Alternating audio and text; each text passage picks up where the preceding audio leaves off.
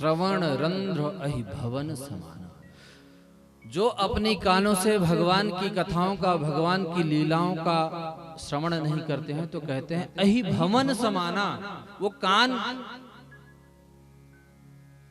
अहि भवन, सांपों के बिल की तरह हैं। तो इसलिए इन जो है दोनों की तरह कान जो बनाए हैं वो इसलिए है कि इन कर्णपुटों से भर भर के भगवान के नाम रूप लीला रूपी रस का पान आप करते रहे, करते रहे, करते रहे, जब तक मुक्त नहीं हो जाते। तो यहां पर 3 ही श्लोक वेद व्यास जी ने सुनाए। भगवान की कथा सुनने के बाद ही जीव के मन में भगवान के प्रति श्रद्धा उत्पन्न होती है। मीरा जी का आप चरित्र सभी जानते हैं कि जब वो छोटी थी तो उनके घर में साधु संत महात्माओं का पदार्पण खूब होता था। तो जब भी साधु संत आते थे तो सत्संग करते थे, वही उनके वो भी सुनती थी। तो जो बचपन से उनके संस्कार हुए तो बाद में लोगों ने कितना प्रयास किया, उनको प्रताड़ित किया और छुड़वाने का भी प्रयास किया गया, यहां तक कि उनका विवाह भी कर दिया गया। लेकिन उन्होंने कभी भी जिनसे विवाह हुआ उनको अपना पति कभी स्वीकार ही नहीं किया। उन्होंने तो सिर्फ एक ही बात कही, क्या? मेरे तो गिरधर गोपाल दूसरो न कोई। तो मीरा जी ने सर्वभावेन भगवान का ही स्मरण किया।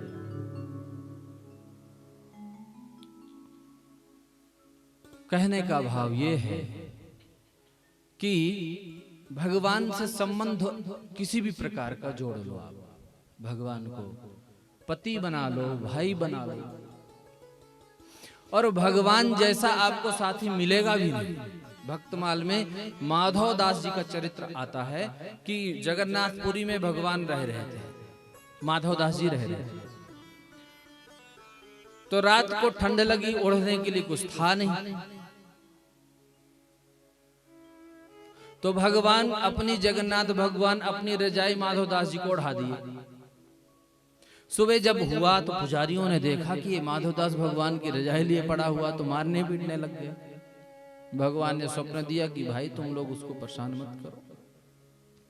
विविध लीलाएं माधव दास जी के साथ जगन्नाथ भगवान वहां करते हैं। यहां तक कि एक बार जगन्नाथ माधव दास जी बीमार पड़ गए तो शौच भी भगवान करवाते हैं उनको। अब बताओ, ऐसा कोई करने वाला मिलेगा आपको? अद्भुत भगवान की लीलाएं हैं। संसार के लोग आपको धोखा दे सकते हैं पर भगवान कभी धोखा नहीं देते किसी को।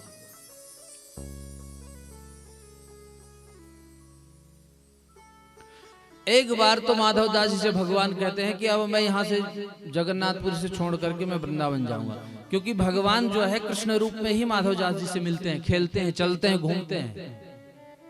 माधव दास जी को बोलते हैं बाबा मैं जा रहा हूं वृंदावन, मैं अब यहां नहीं रहूंगा। बोले क्यों? बोले यहां चोरी करने के लिए मिलती नहीं है कुछ, मेरा तो मन चोरी के लिए हो रहा है, कोई साथी नहीं है मेरे।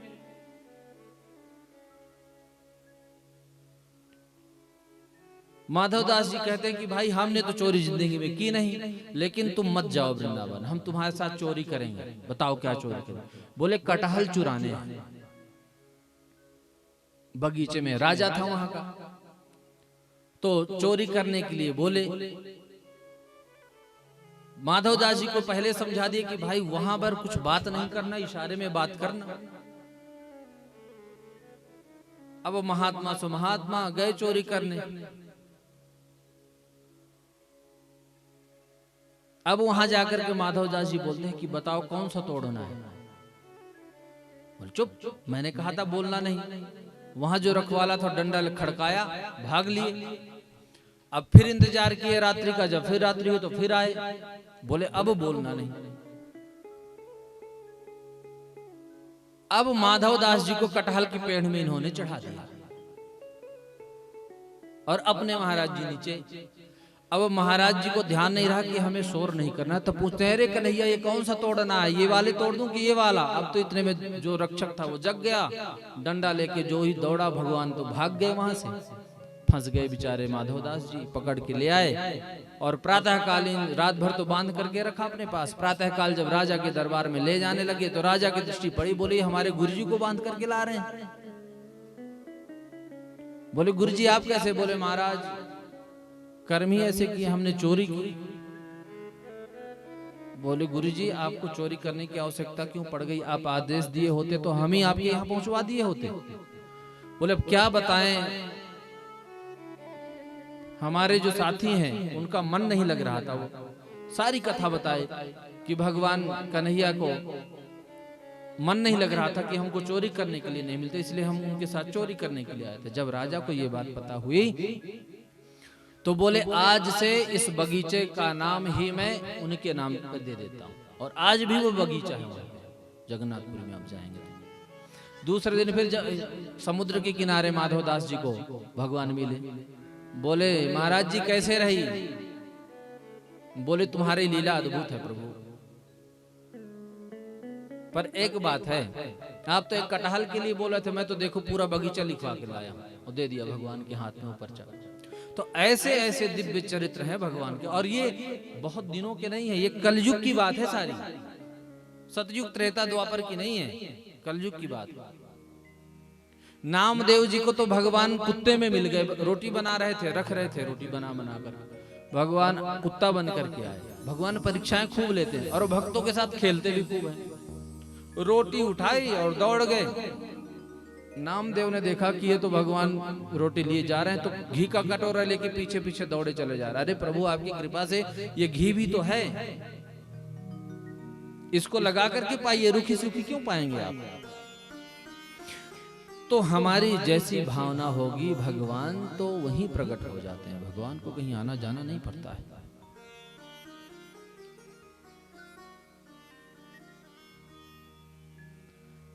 नैमिषारण्य की पावन भूमि में 88,000 ऋषि विराजमान हैं। हाथ जोड़ करके सूत जी महाराज से कुछ प्रश्न करते हैं। क्या? उस दिन समस्त ऋषियों ने प्रातःकालीन उठ करके प्रातर्हुत हुताग्नय, प्रातःकालीन संध्या बंधन की, और यज्ञ बड़े लंबे लंबे करते थे, पर वहां पर उन्होंने संक्षिप्त किया, सर्वेभ्यो देवेभ्यो नमः बोल करके स्वाहा।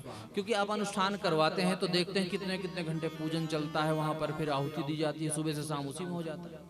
तो उन्होंने सर्वेभ्यो देवेभ्यो नमः गंधाक्षत पुष्पाणि समर्पयामि करके पुष्प अर्पित किए, और सर्वेभ्यो देवेभ्यो नमः स्वाहा करके एक आहुति दी और हाथ जोड़ करके बैठ गए, प्रार्थना किए। यहां पर 1000 वर्ष का दिव्य ये सत्र चल रहा है। नैमिषे निमिष क्षेत्रे ऋषयः सौनकादयः सत्रम स्वर्गाय लोकाय सहस्त्र सममासत। सहस्त्रम सममास, 1000 वर्ष का। अब बताओ, देखो जो आप कथा सुन रहे हैं ये कितने दिन की है? 7 दिन की, और इनकी कथा जो चल रही है वो 1000 वर्ष की। सत्रम स्वर्गाय लोका सहस्त्रम सममासत। और इस श्लोक को पढ़ने के बाद लगता है कि सत्रम स्वर्गाय, ये जो कथा सुन रहे हैं ये स्वर्ग की कामना से, पर यहाँ पर स्वर्ग का अर्थ कामना नहीं है। स्वर्गायो हरि, भगवान के धाम को। स्वर्ग का मतलब अपवर्ग, अपवर्ग मतलब पतन फलासा बंध भय, मृत्यु जहां पर नाही, पाफा बाभा मारहित सो अपवर्ग कहाय। वैकुंठ जाने के बाद पतन नहीं होता है किसी भी व्यक्ति का, अपवर्ग का, अपगता वर्ग। वहां पर जाने के बाद स्वर्ग का दूसरा नाम है अपवर्ग। तात स्वर्ग अपवर्ग सुख धैर्य तुलाय कयं, रामचरितमानस के सुंदर कांड में। तो अपगता वर्ग, भगवान के धाम में जाने के बाद कोई वर्ग नहीं रहते। जैसे यहाँ बैठे ना, स्त्री वर्ग, पुरुष वर्ग, वृद्ध वर्ग, तो वहां पर पतन नहीं होता है। वैकुंठ में जाने के बाद कोई व्यक्ति दोबारा यहाँ पर वापस नहीं आता है, उसका पतन नहीं होता। पतन, फलाशा, फल की कामनाएं भी खत्म हो जाती है, बंधन नहीं रहता वहां, फिर डर भी नहीं रहता। पतन फलासा बंध भय, मृत्यु जहां पर ना, पाफा बाभा मां रहते। पवर्ग हो गए ना, पवर्ग मतलब पाफा बाभा मां। जैसे कवर्ग होता ना तो का खा गा घा गा, चवर्ग चा छा जा झा या, टवर्ग टा ठा डा ढाना, तवर्ग ता था दा धाना। ऐसे पवर्ग पा फा बा भा मा। तो यहां पर वैकुंठ की कामना से, हरि की कामना से 1000 वर्षों का दिव्य सत्र चल रहा है। इसमें 88,000 शौनकादि ऋषि विराजमान हैं। प्रमुख प्रश्न करने वाले शौनक जी महाराज हैं, और कथा जो श्रवण करवाने के लिए बैठे हुए हैं वो सूत जी महाराज हैं। तो शौनकादि ऋषियों ने कुछ प्रश्न किए। महाराज क्या प्रश्न कर रहे हैं? पुंसामेकान्ततः श्रेयः तन्नः संसितुमर्हति मर्हसि। प्रभु हम आपसे कुछ प्रश्न करना चाहते हैं। क्या? किम श्रेयः शास्त्र साराकः स्वावतार प्रयोजनम। यहाँ पर 6 प्रश्न किए, और इन्हीं 6 प्रश्नों को लेकर के पूरी भागवत है। इन्हीं 6 प्रश्नों का उत्तर दिया हुआ है इसमें। तो सबसे पहला प्रश्न है किम श्रेयः, जीवन प्राणियों का कल्याण कैसे हो। किम श्रेयः, उसके कौन से साधन हैं, प्राणी मात्र के कर्तव्य क्या हैं। पहला प्रश्न किम श्रेयः। फिर शास्त्र सारः कः। शास्त्र तो बहुत है, यदि शास्त्रों को यदि सुनने लग जाए व्यक्ति तो जीवन खत्म हो जाएगा, पर शास्त्र नहीं खत्म होंगे। तो दूसरा प्रश्न इन्होंने किया कि शास्त्र सारः कः। फिर तीसरा स्वावतार प्रयोजनम।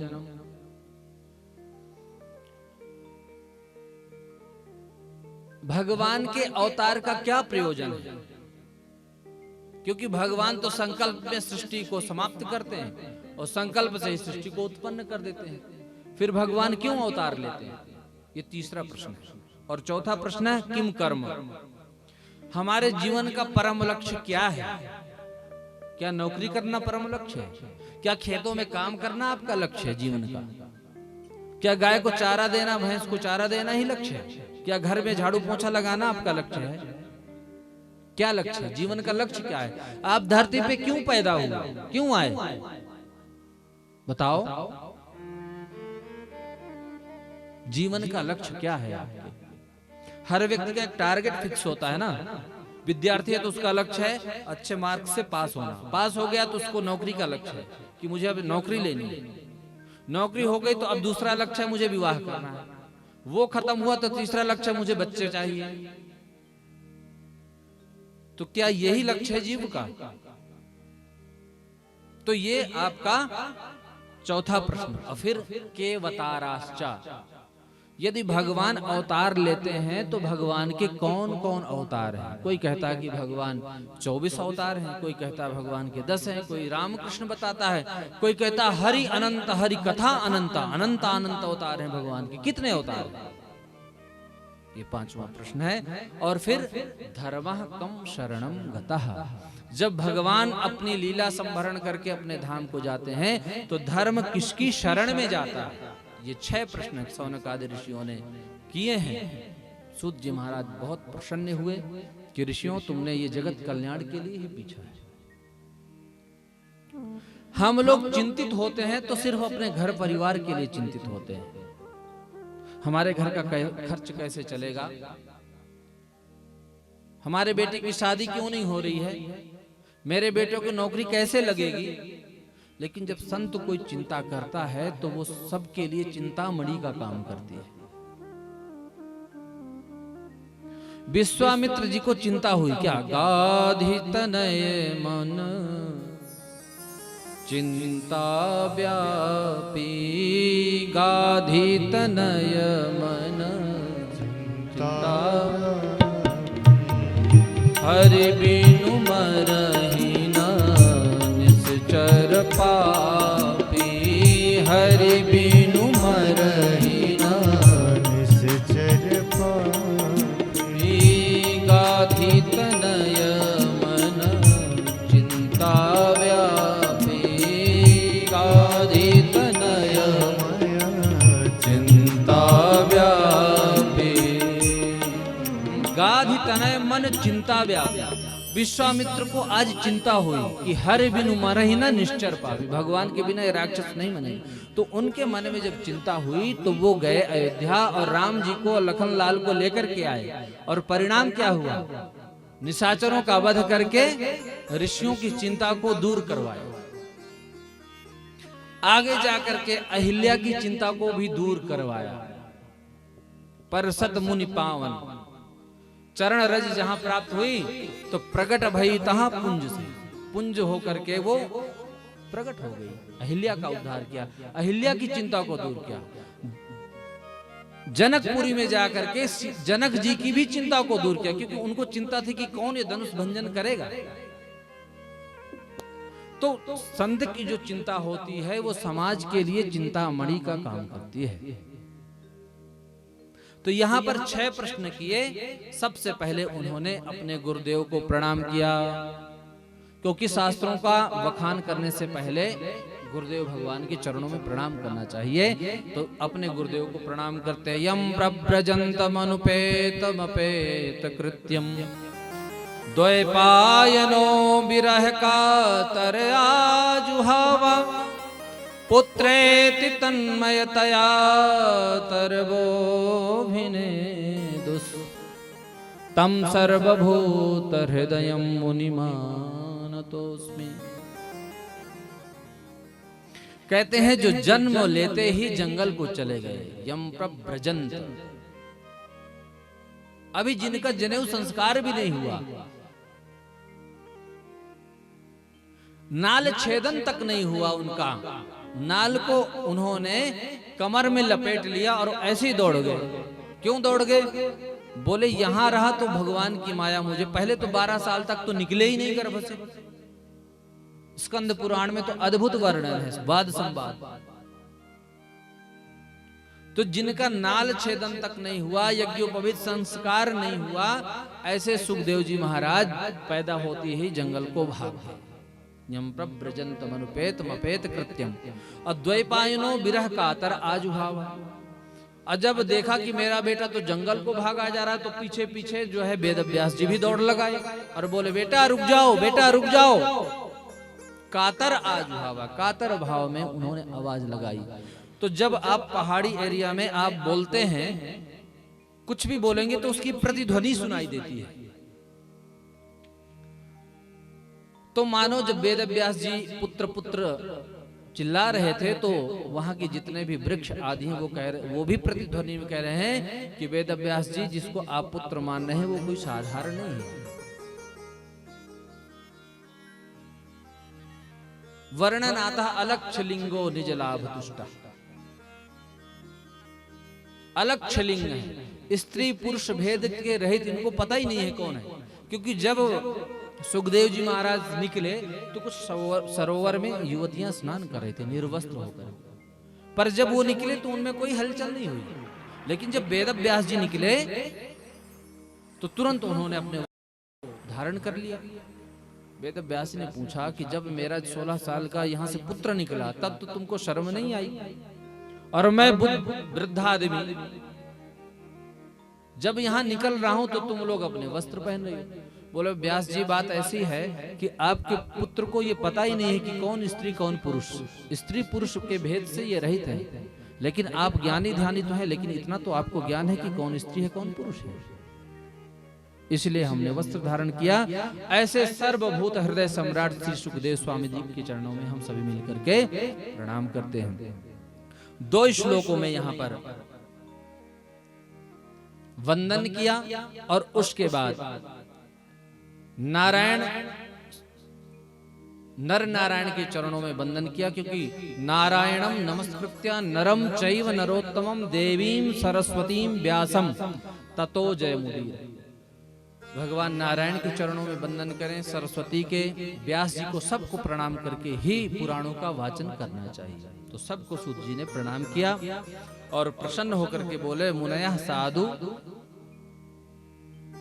मुनयः साधु पृष्ठोहम भवद्भिर लोक मंगलम। आपने बहुत अच्छा प्रश्न किया है लोक के कल्याण के लिए, तो तुम लोग सभी लोग ध्यान से सुनो। सवै पुंसाम परो धर्मो यदो भक्तिरधोक्षज अहेतुक्य प्रतिहता ये आत्मा संप्रसीदति। कहते हैं सवै पुंसाम परो धर्म, सबसे पहले पूछा किम श्रेय, जीव का कल्याण कैसे हो, तो उसी का अर्थ करते हुए यहां पर उत्तर दे रहे हैं कि सभी प्राणियों का भगवान के चरणों में प्रेम हो जाए। सवै पुंसाम परो धर्मो यतो भक्ति ही अधोक्षजे, अधोक्षज भगवान के चरणों में सबका प्रेम हो जाए। ऐसा ही धर्म हम करें कि भगवान के चरणों को प्रदान करने वाला। देखिए 4 पुरुषार्थ है, धर्म अर्थ काम मोक्ष। तो धर्म के साथ अर्थ जुड़ा है, काम के साथ मोक्ष जुड़ा है। हम लोग जो धर्म करते हैं वो किस लिए करते हैं? अर्थ के लिए। व्यापार नहीं चल रहा है तो अनुष्ठान करवाए कि महाराज हमारी फैक्ट्री चल जाए। शत्रु परेशान कर रहे हैं तो बगलामुखी करवा दिया। पितृदोष है तो भागवत जी करवा दी। तो धर्म किसके लिए करवाया आपने? अपने सुखी होने के लिए। तो धर्म का फल यदि अर्थ है तो क्या काम का फल मोक्ष होगा? बताओ, काम का फल मोक्ष है क्या? और हम लोग सबसे पहले धर्म करते हैं किसके लिए? अर्थ है। और यदि छोड़ना हो सबसे पहले, तो जब आने की बात करते हैं तो अर्थ है, लक्ष्मी जी आए खूब। और जब छोड़ना हो तो कहते हैं धर्म ही छोड़ दो, क्या करेंगे लेकर के इसको। लेकिन भरत जी महाराज से जब छोड़ने के लिए बात करते हैं तो क्या कहते हैं? अर्थ न धर्म न काम रुचि गति न चाहो निर्वाण। सबसे पहले कहते हैं अर्थ, जबकि क्रम क्या है? धर्म, अर्थ, काम, मोक्ष। मेरी बात आप सभी को समझ में आ रही है? नहीं तो फिर हम सीधे सीधे चलें, ज्यादा विस्तार में नहीं जाएंगे। समझ रहे हैं आप? किसको समझ में नहीं आ रहा है? हमारी बात सबको समझ में आ रही है हम क्या कह रहे हैं? तो भरत जी महाराज जब छोड़ने की बात आती है तो कहते हैं कि सबसे पहले धन को छोड़ो, यही सब बीमारी की जड़ है। लेकिन जब अपनाने की बात आती है तो कहते हैं धर्म, सबसे पहले धर्म को अपनाओ।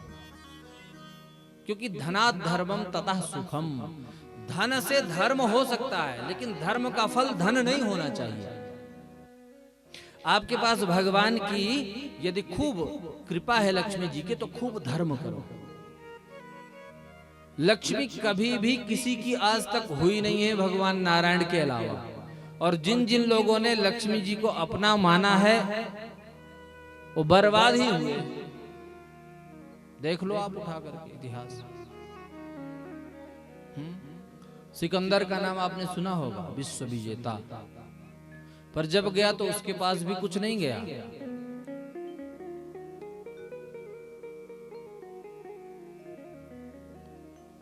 लक्ष्मी जी जब बढ़ती हैं ना तो ऐसे बढ़ती हैं कि आवत लक्ष्मी ऐसे आवे ज्यों नारियल में पानी।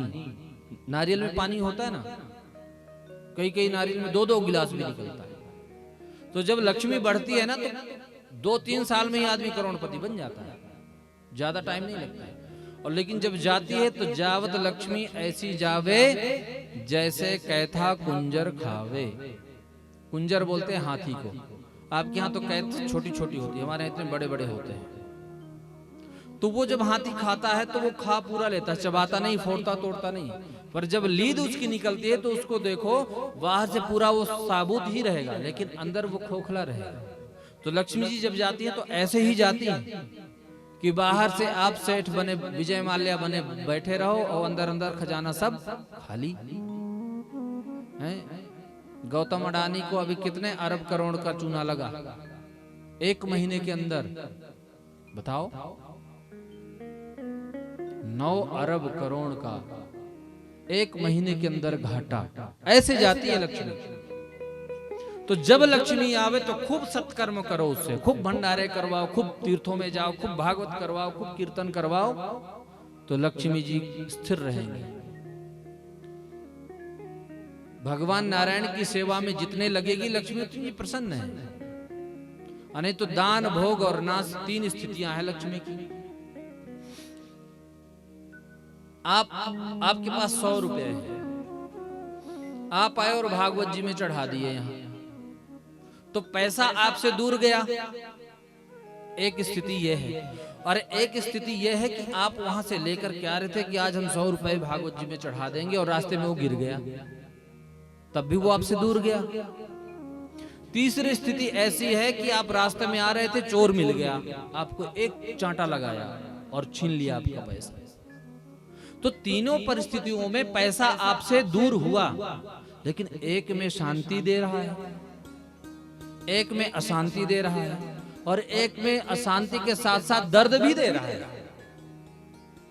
कहने का भाव यह है कि यदि आप स्वतः त्याग करेंगे किसी भी वस्तु का तो वो आपको शांति देगी, और यदि वो वस्तु अपने आप छूट जाएगी तो वो मानसिक तनाव देगी, और यदि उसको मार करके छुड़वाया जाएगा तो मानसिक तनाव के साथ साथ शारीरिक पीड़ा भी प्रदान करेगी। तो इसलिए गीता में भगवान ने कहा है कि त्यागात् शांतिरनंतरम, त्याग करने के बाद व्यक्ति को शांति मिलती है। लेते जाओ लेते जाओ लेते जाओ, परेशान रहोगे। महात्माओं के पास कुछ नहीं होता है, वो बेचारे रोड के किनारे चद्दर तान करके बढ़िया खर्राटे बजा के सोते हैं।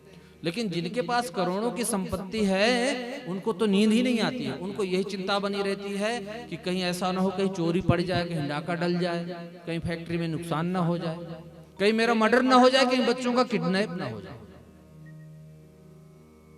तो इसलिए जितने आपके पास है तो भगवान की सेवा में उसे खूब लगाओ और खूब आनंद से उपभोग खुद करो, नहीं तो कमा के सब घर जाओगे, बाद में फिर बर्बादी होना है। दान भोग नाश प्रसंग इसमें अलग चला जाएगा। जब बलि के यहां भगवान पहुंचे तो वहां पर शुक्राचार्य ने बड़ा उपदेश किया कि धन 5 भागों में बांट करके ही खर्च करना चाहिए। अब उसको हम नहीं सुनाएंगे, आगे चलते हैं कथा में। तो यहाँ पर कहते हैं कि सभी अनुष्ठानों का एक ही फल होना चाहिए कि भगवान के चरणों में हमारा प्रेम हो जाए और उसमें अहेतुक प्रतिहता, अहेतुकी भक्ति होनी चाहिए। कोई कारण नहीं होना चाहिए कि हमारा ये काम बन जाएगा तो हम भगवान की पूजा करेंगे, हमारा ये काम बन जाएगा तो हम माता जी के यहाँ नारियल चढ़ाएंगे, चुन्नी चढ़ाएंगे, हमारा ये काम हो जाए तो हम जागरण करवाएंगे। कामना नहीं होनी चाहिए, अहेतुक प्रतिहता और अप्रतिहता भक्ति ऐसी हो। गुण रहितम काम, नारद भक्ति सूत्र में नारद जी कहते हैं गुण रहितम कामना रहितम प्रतिक्षण वर्धमानम, भक्ति ऐसी होनी चाहिए। तो बात यहां पर कह रहे हैं कि धर्म का फल यही होना चाहिए कि बिना कामना के ही भक्ति होनी चाहिए। और होगा क्या होता है, ये आत्मा संप्रशीदति, जब बिना कामना के भक्ति करोगे तो भगवान तुरंत प्रसन्न हो जाएंगे, और जब कामना लेकर के करोगे तो जल्दी नहीं प्रसन्न होंगे। तो जब भगवान प्रसन्न हो जाएंगे तो क्या होगा, जनयत्याशु वैराग्यम ज्ञानम च यद हेतुकम, जब भगवान प्रसन्न हो जाएंगे तो ज्ञान और वैराग्य आपके जागृत हो जाएंगे। फिर आपको ज्ञान होगा कि हमें क्या करना है, क्या नहीं करना है, वेदों का अर्थ क्या है। अब आपके अंदर भक्ति तो है पर ज्ञान नहीं है, कि कैसे भगवान की पूजा करनी है, कैसे सेवा करनी है। जब मन किया भगवान को उठा दिया, जब मन कर दिया खिला दिया, जब मर्जी किया सुला दिया। पर उसके नियम है, विधान है कि भगवान को कैसे जगाना चाहिए, कैसे सुलाना है, कितने टाइम भगवान की आरती करनी है। ये सब ज्ञान होगा तभी तो आपको पता होगा। तो जनत्याशु वैराग्यम ज्ञानम चा यद हेतुकम। तो ज्ञान और वैराग्य जो है जब हो जाएगा तो संसार से वैसे भी आप अलग हो जाएंगे। मीरा जी को आपने सुन ही लिया कि मीरा जी के जीवन में जब भगवान हृदय में विराजमान हो गए तो संसार अपने आप छूट। देखो जितने भी क्रियाएं हैं उन समस्त क्रियाओं का एक ही फल है कि हमें भगवान के चरणों में प्रेम हो जाए। तो सबसे पहले तो हमको उसको अभ्यास करना पड़ेगा। जैसे आप गाड़ी चलाना सीखते हैं तो सबसे पहले आपको ध्यान रखना पड़ता है कि ब्रेक भी दबानी है, क्लच भी लेना है और एक्सीलेटर कब लेना है, गियर कब चेंज करना है, मोड में स्टीयरिंग घुमानी है। लेकिन अभ्यास करते करते जब आपको अभ्यास हो जाता है तो चार आदमी गप मार रहे हैं, हाथ अपने आप गियर बदल रहा है, पैर अपने आप ब्रेक मार रहा है, स्टीयरिंग अपने आप घूम रही है, फिर आपको दिमाग लगाने की आवश्यकता नहीं होती। सारे अंग आपके स्वतः काम कर रहे हैं। इसी प्रकार से पहले भगवान को अनुष्ठान के माध्यम से, भगवान के नाम रूप लीला कथाओं के माध्यम से जानना है।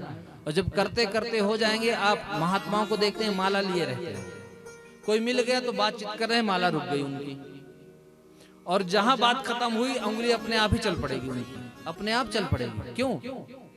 अभ्यास हुआ है, उनको अभ्यास किया है। एक बार हम कथा कर रहे थे बांदा में, बांदा जिला उत्तर प्रदेश में, तो वहां पर हमने कहा कि भाई भजन करना चाहिए और बचपन से ही भजन करना चाहिए। तो बुढ़ापे में यदि भजन करोगे तुम तो भगवान स्वीकार नहीं करेंगे, भगवान कहेंगे सारी जिंदगी तो तुमने संसार को दे दी, जब किसी काम के नहीं रहे तो हमारे पास। लोग क्या कहते हैं, अभी महाराज तीर्थ जाने की थोड़ी हमारी उम्र हुई है, यही बोलते हैं ना।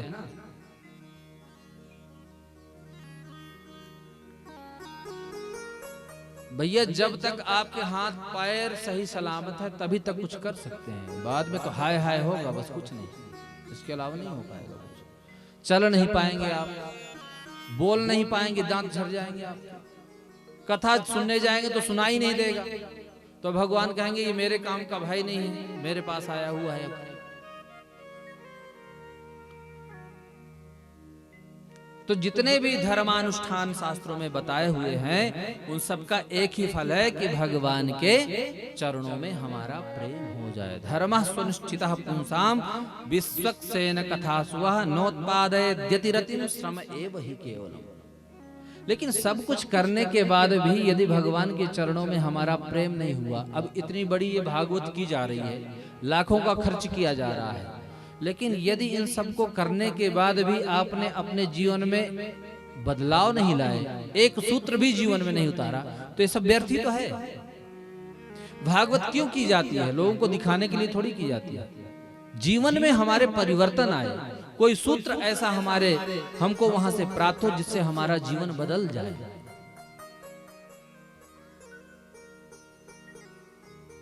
जैसे किसी लड़की का आप विवाह करते हैं, लाखों रुपया खर्च करते हैं, और यदि वो लड़की जाकर के ससुराल में उसकी पति के साथ बने ही ना, तो आपने जितना पैसा उसके विवाह में खर्च किया तो व्यर्थ ही तो हुआ। तो वही बात यहाँ कह रहे हैं कि नोत्पादयत्यतिरतिं श्रम एव हि केवलम्। सिर्फ उसमें आपका श्रम व्यर्थ ही गए यदि भगवान के चरणों में यदि आपका प्रेम नहीं हुआ। और धर्म का अर्थ क्या है? धर्मस्य ह्यापवर्गर्था नार्थोर्थायोपकल्पते। धर्म का अर्थ अपवर्ग ही होना चाहिए, धर्म का फल अर्थ नहीं अपवर्ग होना चाहिए। धर्मस्य ह्यापवर्गस्य नार्थोर्थायोपकल्पते।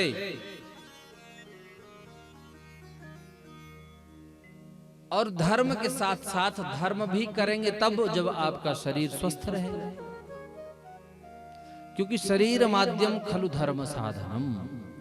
जैनियों का एक मत है कि हिंसा हमारे द्वारा न हो, इसलिए वो मुंह में भी पट्टी बांध करके रखते हैं। देखा होगा आपने कि हमारे जो मुख के अंदर जो कीटाणु है वो भी बाहर न निकले, क्योंकि अहिंसा परमो धर्मः, व्यक्ति को अहिंसावादी होना चाहिए। देखो हम लोग क्या करते हैं, मच्छर मिला तो मार देते हैं ऐसे, हैं? ये भी मारते हैं कोई।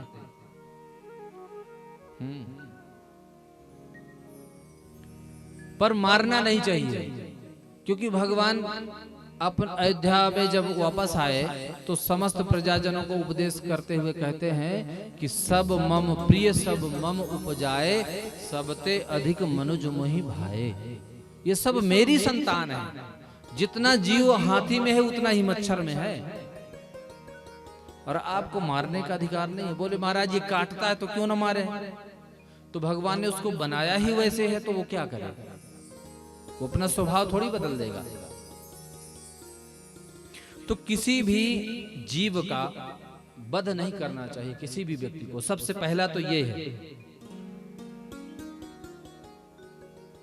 भगवान की भक्ति करने के लिए शरीर को भी स्वस्थ रखना आवश्यक है। शरीर माध्यम खलु धर्म साधनम। आपको यदि बुखार है तो आप भजन नहीं कर पाएंगे, आपको यदि जुकाम खांसी हो गया तो आप कथा नहीं सुन पाएंगे।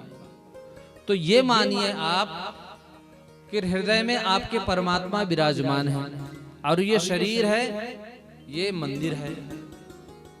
तो मंदिर को सही रखें, हम स्वस्थ रखें। कुछ लोग तो उल्टा सीधा जो पाते हैं सब खा लेते हैं, और ये मंदिर जब दूषित हो जाता है तो फिर विचार दूषित हो जाते हैं, विचार दूषित हुआ तो कर्म, और कर्म दूषित हुआ तो फिर वो जेल की हवा भी खाने पहुंच जाता है। तो शरीर माध्यम खलु धर्म साधन, ये शरीर भगवान के भजन के लिए मिला हुआ है। हम इंद्रियों की गुलामी ना करें, इंद्रियां हमारे अनुसार चलें, ऐसा प्रयास करें। हम जो चाहे वो हमारी आंखें देखें, जो आंखें चाहे वो हम ना देखें, कान को जो हम सुनाना चाहें कान वो सुने, कान जो सुनना चाहते हैं वो हम ना सुने, जो ऐसा हम करते हैं। इंद्रियों की गुलामी हम ना करें, ऐसा व्यक्ति को प्रयास करना चाहिए। क्योंकि यदि ये इंद्रियां अलग अलग दौड़ गई, अब तो रथ वथ चलते नहीं है, लेकिन पहले रथ होते थे तो कई कई घोड़े होते थे उसमें, किसी में 10 घोड़े, किसी में 6 घोड़े। अब 10 घोड़े यदि अपनी अपनी दिशा को भागें तो रथ में क्या होगा, रथ में बैठे हुए आदमी का क्या होगा। इसी प्रकार से जो 10 इंद्रियां हैं हमारी, ये बहुत बलवान है। आंख कहती है मुझे सुंदर रूप देखना है, जीभ कहती है बढ़िया मुझे कढ़ी खानी है, विविध व्यंजनों का चिंतन जीभ करती है कि आज पता नहीं धाम में क्या बना होगा। कान ये कह रहे हैं मदरे बने हैं आज। कान कहते हैं कि मुझे बढ़िया फिल्मी गाना कुछ सुनना है। हाथ कहता है कि किसी की पीठ मिल जाए तो हम थोड़ा सा अपनी इसकी भी वर्जिश कर लें। ऐसे भी लोग हैं, मारने की आदत है उनको, मारे जो मिल जाए उसी को दे चपाते। तो ये जितनी इंद्रियां हैं वो सब अलग अलग खींचती हैं। जैसे बहुपत्नियों के बीच में किसी व्यक्ति की विडंबना हो जाती है, उसी प्रकार से जब इंद्रियों की हम दास्ता करेंगे तो हम परेशान हो जाएंगे। लेकिन इंद्रियां जब हमारे अनुसार चलेंगी तो आप शांत रहेंगे, कुछ आपको हलचल होगी नहीं। तो हम इंद्रियों की गुलामी न करें, इंद्रियां हमारे अनुसार चलें। यही जीवन का उद्देश्य होना चाहिए। और जीवन का और क्या उद्देश्य है? जीवस्य तत्व जिज्ञासा। जीवन का उद्देश्य ये होना चाहिए तत्व जिज्ञासा, तत्व को जानने की जिज्ञासा। अब तत्व क्या चीज है? तो तत्व कई नामों से कहते हैं। एकम सद्विप्राह बहुधा वदन्ति, तत्व तो एक ही है, लेकिन ब्राह्मण लोग, विद्वान लोग उसको अलग अलग नामों से जानते हैं। जैसे कोई वस्तु होती है ना, उसके विविध नाम होते हैं, पर्यायवाची शब्द होते हैं, है तो वो एक ही, लेकिन उसको अलग अलग नामों से जाना जाता है। उसी प्रकार से जीवन का लक्ष्य होता है तत्व की जिज्ञासा, और तत्व को अलग अलग नामों से जाना जाता है। कौन कौन नामों से जाना जाता है सुनिए। वदन्ति तत्तत्त्वविदस् तत्त्वं यज्ञानमद्वयम् ब्रह्मेति परमात्मेति भगवानिति सभ्यते। कहते हैं कि ब्रह्मेति परमात्मेति भगवानिति सभ्यते। उस तत्व के तीन नाम हैं, ब्रह्म, परमात्मा और भगवान। तत्व के कितने नाम हैं? तीन। ब्रह्मेति परमात्मेति भगवान इति सभ्यते। तो जो ब्रह्म ज्ञानी लोग हैं, जो ज्ञानी लोग हैं, उसी तत्व को वो ब्रह्म कहते हैं। कहते हैं ये ब्रह्म है। ब्रह्म वाक्यम जनार्दन, ब्रह्म सत्यम जगन मिथ्या।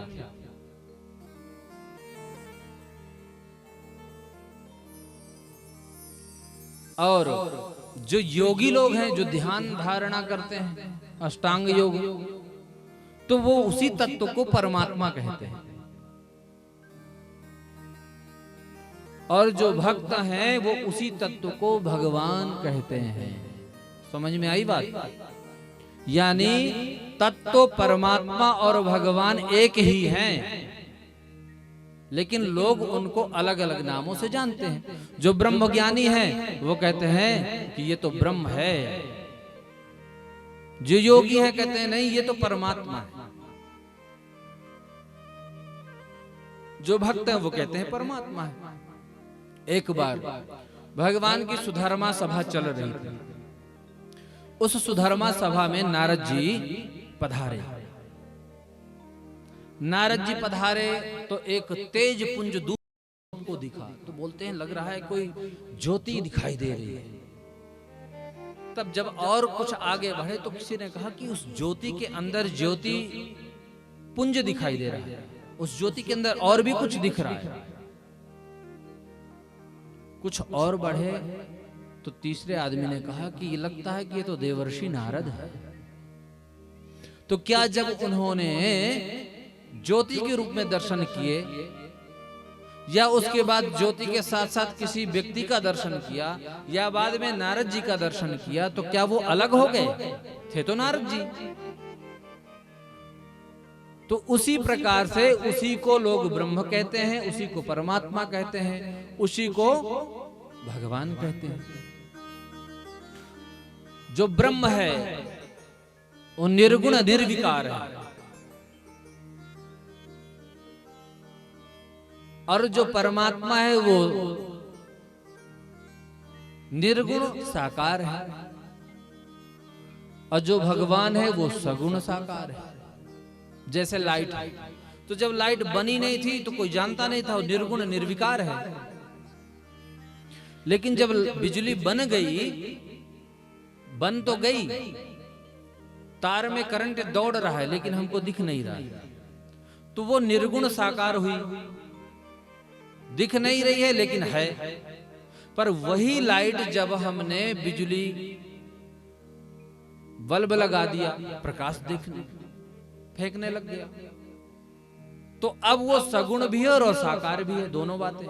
इसी प्रकार से जब परमात्मा निर्गुण निर्विकार थे तो उनको ब्रह्म कहा गया, और जब योगियों के हृदय में ज्योति के रूप में वो उन्होंने देखा तो वही परमात्मा हो गए, और जब राम कृष्ण आदि बन करके तो वही भगवान है। भगवान इति शब्दते। ऐसे परमात्मा, यदि आपसे कहा जाए कि निर्गुण निराकार भगवान का ध्यान करो, तो आपने देखा ही नहीं तो कैसे ध्यान करेंगे? जो आनंद निर्गुण निराकार परमात्मा को ध्यान करने में नहीं है, वो सगुण साकार परमात्मा के चरणों में ध्यान करने से आनंद प्राप्त होता है। शेष महेश दिनेश गणेश सुरेश ही जाहि निरंतर ध्यावे, ताहि अहीर की छो हरिया छछिया भर छाछ पे नाच नचावे।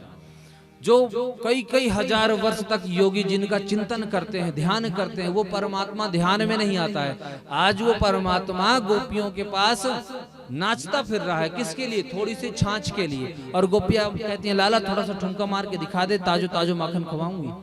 तो भगवान नाचते हैं। ऐसे परमात्मा तो भगवान उसी तत्व को 3 नामों से कहा गया। आगे प्रश्न था शौनकादि ऋषियों के कि उनके अवतार कितने हैं, क्यों अवतार धारण करते हैं? क्या भगवान राक्षसों को मारने के लिए आते हैं? नहीं, ये तो बहाना है। जैसे आप घर में ताला लगा करके शिमला में चले जाओ 2 महीने के लिए, और बीच में आना हुआ किसी काम के लिए, तो आपने ताला खोला, देखा क्या धूल मिट्टी ज्यादा हो गई, झाड़ू उठाई और साफ कर दिया, और साफ करके फिर ताला बंद किया, फिर चले गए शिमला। इसी प्रकार से भगवान तो भक्तों को आनंद देने के लिए इस मृत्यु लोक में पधारते हैं, पर जब देखते हैं कि हमारे घर में तो कूड़ा कचड़ा बहुत हो गया है, कंस जैसे दैत्य रावण जैसे हो गए, तो इनकी भी सफाई चुटकियों में कर करके भगवान और फिर अपने धाम को चले जाते हैं। तो भगवान राक्षसों का वध करने नहीं आते, अपितु भक्तों को आनंद प्रदान करने के लिए आते हैं। तो महाराज बताइए कि भगवान के कितने अवतार हैं? सूत जी महाराज कहते हैं, ऋषियों, भगवान के मुख्य अवतार तो 24 ही हैं। 24 अवतारों में अंशावतार, कलावतार, आवेशावतार, अनेकों अवतार हैं भगवान के। जब उपदेश करके जीवों का कल्याण करते हैं तो उसको कला अवतार कहा जाता है। जैसे भगवान का कपिला अवतार है, व्यास जी का अवतार है, सुखदेव जी का अवतार है, सब कला अवतार। अंशावतार नृसिंह आदि है। विशेष बात यह है कि भगवान हर योनि में जाते हैं, कि किसी भी व्यक्ति को यह ना लगे कि भगवान हमारे अपने नहीं है। भगवान कछुआ बन करके आ जाते हैं कि जल में रहने वाले जीवों को यह लगे कि भगवान अपने हमारे हैं, क्योंकि स्ववर्गे परमा प्रीति, अपने खानदान के व्यक्ति से ज्यादा लगाव होता है व्यक्ति को। होता है कि नहीं होता है? बताओ। आपके परिवार का व्यक्ति है और कोई तीसरे गांव का व्यक्ति है, तो लगाव किससे रहेगा? आपके घर का है जो। तो इसी लगाव के कारण भगवान हर योनि में अवतार लेते हैं। कछुआ बन करके आ गए, मछली बन करके आ गए, कि इन जलीय जीवों को लगे कि भगवान हमारे अपने हैं। भगवान नृसिंह बन करके आ गए कि जीव, जंगल के जीव ये ना सोचे कि भगवान हमको तो मिल ही नहीं सकते, क्यों, हम तो जन्मजात मांसाहार करते हैं, तो भगवान हमको कहां मिलेंगे। तो भगवान नृसिंह अवतार बन करके आ गए कि इन्हें भी महसूस हो कि नहीं, भगवान तो हमको भी प्राप्त हो गया। तो भगवान के मुख्य रूप से 24 अवतार हैं, लेकिन उन 24 अवतारों में भी भगवान के अनंत अवतार हैं। जिन जिन भक्तों को भगवान ने दर्शन दिया, उन भक्तों के लिए वो भगवान का स्वतंत्रता अवतार है, स्वतंत्रावतार। जैसे एक बार नामदेव जी को भगवान भूत में ही प्रकट हो गए। कीर्तन रात में हो रहा था, तो महात्माओं को प्यास लगी। पहले तो नदियों से जल आता था, और नदी जहां थी चंद्रभागा नदी, वहां पर भूत प्रेत होते थे। तो सारे महात्मा डर गए, बोले हम तो नहीं जाएंगे। नामदेव कहे हम जाएंगे। घड़ा उठाया, जल भरने के लिए गया, और भूत वहां सामने। भूत को देखा नामदेव जी ने, घड़ा उतार के रख दिया, अपना उत्तरी कमर में बांधे और नाचने लगे। वाह प्रभु, अद्भुत, ऐसा रूप तो हमने आपका कभी देखा ही नहीं। भगवान उस भूत से प्रकट हो गए। बोले वाह नामदेव, तुमने मुझे यहां भी पहचान लिया। नामदेव ने हाथ जोड़कर कहा, प्रभु आप ये बताएं, क्या आप यहां पर नहीं हैं? जहां पर आप हैं और वहां पर भक्त मान ले, तो इसमें नई बात नहीं है कुछ। तो वहां पर भूत से भगवान प्रकट हुए, तो वो भी भगवान का अवतार ही माना जाएगा। कुत्ते से भगवान प्रकट हुए तो वो भी भगवान का स्वतंत्र अवतार माना जाएगा। नामदेव की झोपड़ी में एक बार आग लग गई, घी और गुड़ लेकर के उसमें हवन करने लगे। वाह प्रभु, ऐसा यज्ञ तो कभी कभी मिलता है करने को। भगवान उसी आग से प्रकट हो गए। तो ये सब भगवान के स्वतंत्र अवतार हैं, अनंत अवतार हैं भगवान के। फलश्रुति भगवान के अवतारों की कहते हैं कि सायं प्रातः गृणन भक्त्या दुख ग्रामाद विमुच्यते। जो भगवान के 24 नामों का उच्चारण प्रातः काल और सायंकाल करता है, उस जीव के समस्त पाप समाप्त हो जाते हैं। सायं प्रातः गृणन भक्त्या दुख ग्रामाद, दुखों से उसको छुटकारा मिल जाता है। अब कहे महाराज कि भगवान के नाम कहां ढूंढे हम 24? तो भक्तमाल में एक ही छप्पे में आपको मिल जाएंगे। क्या? जय जय मीन वाराह नर हरि बलि बामन, परशुराम रघुवीर कृष्ण कीरति जग पावन। ये भगवान के नामों का जो 24 अवतार हैं, एक ही छप्पे में दे दिया है नाभा गोस्वामी जी महाराज ने। बुद्ध कल की व्यास प्रतु हरिहंस मनवंतर, जग्गे ऋषभ हयग्रीव ध्रुवर दैन धनवंतर, बद्रीपत दत्त कपिल देव सनकादिक करुणा करो, 24 रूप लीला रुचिर श्री अग्रदास पद धरो। तो भगवान की जो 24 नामों का उच्चारण करता है, उसके समस्त दुख समाप्त हो जाते हैं। सूत जी महाराज कहते हैं कि जो व्यक्ति उस परमात्मा परम तत्व को जान लेता है तो क्या होता है? छिद्यन्ते हृदय ग्रंथि विद्यन्ते सर्व संशयः, विद्यन्ते हृदय ग्रंथि छिद्यन्ते सर्व संशयः, क्षीयन्ते चास्य कर्माणि दृष्ट एवात्मनीश्वरे। जो उस परमात्मा को जान ले तो भिद्यन्ते हृदय ग्रंथि, हृदय की जो ग्रंथियां हैं वो सब समाप्त हो जाती हैं। अब कहे महाराज हृदय में कौन सी ग्रंथि होती है? गांठ, गांठें होती है ना, ममता की, अहमता की। ये सब क्या है? गांठ ही तो है। जो उस परम तत्व को जान ले वो संसार में रहते हुए भी मुक्त हो जाएगा। आपको जो दायित्व मिले हैं उसको आप पूर्ण रूप से वहन करें। आप यदि पिता हैं तो पिता के कर्तव्यों का आप पालन करें, यदि पुत्र हैं तो पुत्र के कर्तव्यों का पालन करें, पति हैं तो पति के कर्तव्यों का करें। लेकिन परमात्मा तत्व जानने के बाद कर्तव्य का पालन करते करते ही भगवान की भी प्राप्ति आपको हो जाएगी, क्योंकि आपको पता है कि ये तो मेरे को रास्ता है, लक्ष्य पहुंचना तो मेरा परमात्मा ही है। ये हमेशा स्मरण में रहेगा व्यक्ति। और क्षीयन्ते सर्व संशया, समस्त संशय समाप्त हो जाते हैं परमात्मा तत्व को जानने के बाद। मन में संशय बहुत होते हैं लोगों को, और लिखा हुआ है कि चिंता सांपिनी को नहीं खाया। चिंतित व्यक्ति को रोग ही होता है और कुछ होता नहीं है। आयुर्वेद में आता है कि शोकेन रोग वर्धन्ते, चिंता करने से व्यक्ति के रोग बढ़ते हैं। लेकिन भगवान का भक्त कभी चिंता नहीं करता है। कितनी भी विपत्ति आपत्ति आ जाए हमेशा प्रसन्न अवस्था में रहते हैं।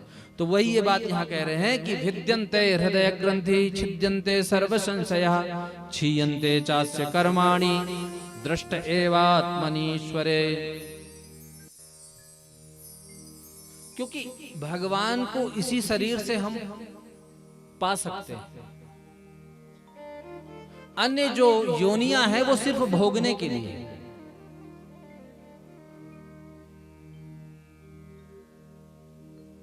आहार निद्रा भय मैथुनंचा सामान्य में तत् पशुभिर नराणाम। बच्चे पैदा करना पशु करते हैं तो आपने भी कर लिए तो कौन सी बड़ी बात हो गई। भोजन आप करते हैं, पशु भी करते हैं, कौन सी बड़ी बात है। आहार निद्रा, पशु भी सोते हैं, आप भी सो रहे हैं। उनको डंडे से मारो तो उनको भी डर लगता है, आपको 2 डंडे लगा दे तो आप भी डरेंगे। सामान्यम एतत् पशुभिः नराणाम, पशुओं में और मनुष्यों में ये सब सामान्य क्रियाएं हैं, लेकिन एक ही विशिष्ट है, क्या? ज्ञानम हि तेषाम अधिकम विशिष्टम। मनुष्य को ये ज्ञान है, बुद्धि है कि मुझे भगवान का भजन करना है, यही उनको ज्ञान है। पशुओं को ये ज्ञान नहीं है। पर कुछ लोग तो ऐसे ऐसे हैं महाराज, कहते हम नहीं मरने वाले, हम काहू के मर ही न मारे, बानर रूप जात दुई बारे। वो ये सोच करके बैठे हैं कि बस हमने अपने नट बोल्ट फिक्स करवा रखे हैं, अब हमको जाना नहीं पड़ेगा, अजर अमर होकर के आए। ऐसे ऐसे भी लोग हैं और इतने कुकर्म करते हैं। जगत में भैया कोई भी व्यक्ति परमानेंट नहीं है, सबको जाना पड़ेगा। जो ये मान करके बैठा कि हम तो यहीं फिक्स करवा के है ना ना ना। लाल सिंह एक लेखक हुए, उन्होंने बहुत बढ़िया एक भाव लिखा है, और इस भाव को सुनिए और उसके अर्थों को समझना जरूर। आप क्या कह रहे हैं? हो जगत में कोई न परमानेंट है, कोई बताओ तो। जगत में कोई न परमानेंट, जगत में कोई न परमानेंट, जगत में कोई न परमानेंट, जगत में कोई न परमानेंट, जगत में कोई न परमानेंट, जगत में कोई न परमानेंट। तेल चमेली चंदन साबुन, तेल चमेली चंदन साबुन, तेल चमेली चंदन साबुन, तेल चमेली चंदन साबुन, चाहे लगा लो सेंट, जगत में कोई न परमानेंट, जगत में कोई न परमानेंट।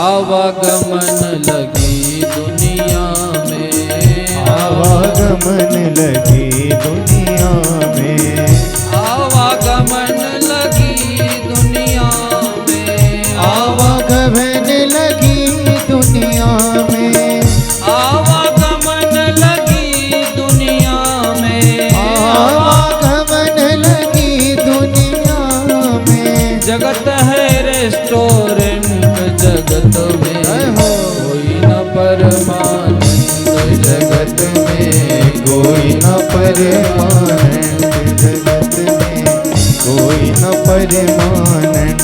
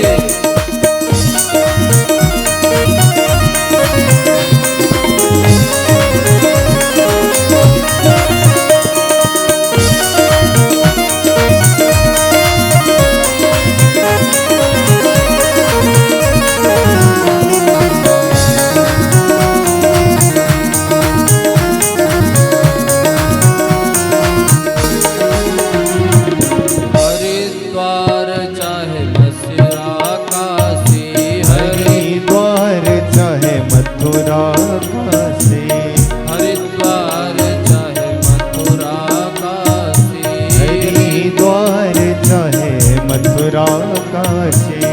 हरिद्वार चाहे मथुरा काशी, हरिद्वार चाहे मथुरा काशी। चाहे घूमो कैंट जगत में कोई न परमानंद, जगत में कोई न परमानंद। जगत में कोई न परमानंद, जगत में कोई न परमानंद।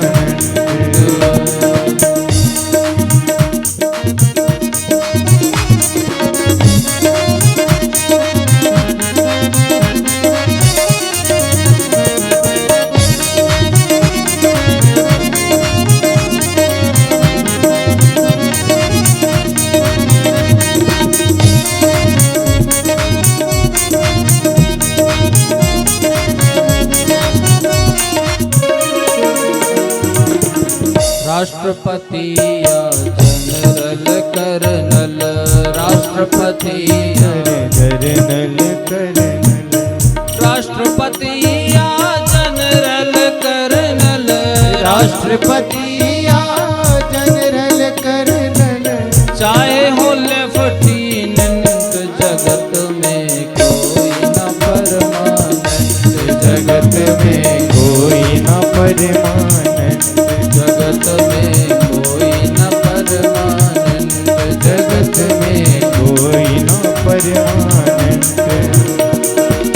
तेल चमेली चंदन साबुन, तेल चमेली चंदन साबुन। तेल चमेली चंदन साबुन, तेल चमेली चंदन साबुन।